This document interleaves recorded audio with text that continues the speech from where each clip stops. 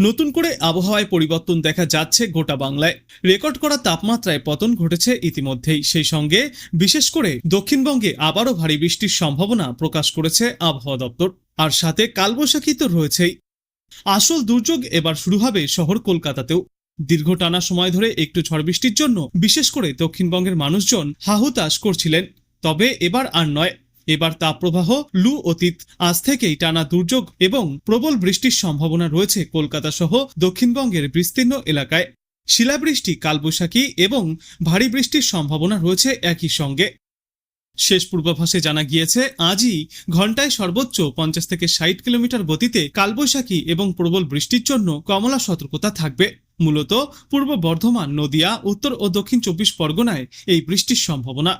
এছাড়াও বজ্রবিদ্যুৎ সহ বৃষ্টিপাত এবং ঝড়ের দাপট চলবে